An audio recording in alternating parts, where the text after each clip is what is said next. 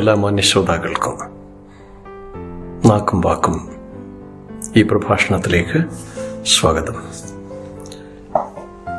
തിരുവചനത്തിൽ സുവിശേഷങ്ങളിലൂടെ നാം കണ്ണോടിക്കുമ്പോൾ, വായിച്ച് മനസ്സിലാക്കുമ്പോൾ, കർത്താവായ യേശുക്രിസ്തുവിൻ്റെ നിർവ്യാജമായ സ്നേഹത്തെ വെളിപ്പെടുത്തുന്ന പല സംഭവങ്ങളും കാണുവാൻ കഴിയും.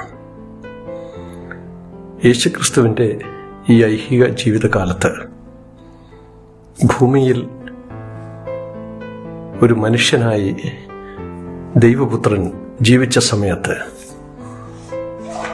മനുഷ്യൻ ശരീരത്തിൽ അനുഭവിക്കുന്ന എല്ലാ ക്ലേശങ്ങളെയും കർത്താവ് നേരിട്ട് കണ്ട് തൻ്റെ ശരീരത്തിലും അനുഭവിച്ചു. അതുകൊണ്ട് അവൻ്റെ പ്രയാസങ്ങളിൽ, വേദനകളിലും ദുഃഖങ്ങളിലുമെല്ലാം അവരോട് ചേർന്ന് നടക്കുവാൻ ദൈവത്തിന് കഴിഞ്ഞു, കർത്താവിന് കഴിഞ്ഞു. എന്നാൽ ഇവിടെ ഏറ്റവും ശ്രദ്ധേയമായതും നമ്മെ സ്പർശിക്കുന്നതും എളിയവരോടുള്ള കർത്താവിൻ്റെ സ്നേഹമായിരുന്നു.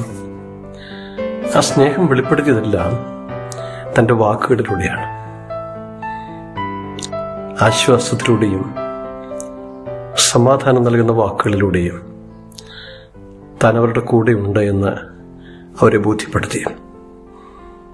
അധ്വാനിക്കുന്നവരെയും ഭാരം ചുമക്കുന്നവരെയൊക്കെ കണ്ടപ്പോൾ തൻ്റെ ഹൃദയം വിങ്ങുകയും അലിയുകയും ചെയ്തു. നിങ്ങൾ എൻ്റെ അടുക്കൽ വരിക, ഞാൻ നിങ്ങളെ ആശ്വസിപ്പിക്കും. ഞാൻ നിങ്ങളെ അനാഥരായി ഒരു നാളും വിടുകയില്ല. എല്ലാ നാളും ഞാൻ നിങ്ങളോട് കൂടെയുണ്ട്. ഭയപ്പെടേണ്ട. നിങ്ങൾ എന്തിനു സംശയിക്കുന്നു? ഞാൻ കൂടെയില്ലേ? ഈ വാക്കുകൾക്ക് എന്തുമാത്രം ശക്തിയാണ് എന്ന് ഇന്ന് രാവിലെ ഞാൻ ചിന്തിക്കുകയായിരുന്നു. സർവശക്തനായ ദൈവത്തിൻ്റെ മാനുഷിക വാസകാലത്ത് മനുഷ്യൻ്റെ എല്ലാ വിധത്തിലുള്ള രോദനങ്ങളും വേദനകളും അവൻ്റെ സഹനങ്ങളും എല്ലാം മനസ്സിലാക്കിയപ്പോൾ അവന് ആശ്വാസം ആവശ്യമാണെന്ന് കർത്താവിന് മനസ്സിലായി.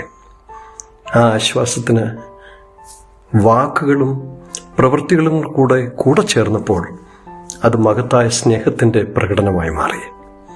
പ്രിയപ്പെട്ടവരെ, ഈ ദിവസങ്ങളിൽ നമുക്ക് ഏറ്റെടുക്കാവുന്ന ഏറ്റവും ഉദാത്തമായ മാതൃകയാണ് കർത്താവായ യേശുക്രിസ്തുവിൻ്റെ സ്നേഹം. അത് വാക്കുകളിലൂടെയാണ്, പ്രവൃത്തികളിലൂടെയാണ് താൻ പ്രകടമാക്കിയത്. നമ്മുടെ വാക്കും നമ്മുടെ പ്രവൃത്തിയും അനേക ജീവിതങ്ങൾക്ക് ആശ്വാസമാകുവാൻ നമുക്ക് പരിശ്രമിക്കാം. ഈ കാലഘട്ടത്തിൽ അത് ഏറ്റവും ആവശ്യകരമാണ്. അതിനായി നമുക്ക് എല്ലാവർക്കും പരിശ്രമിക്കാം. God bless you.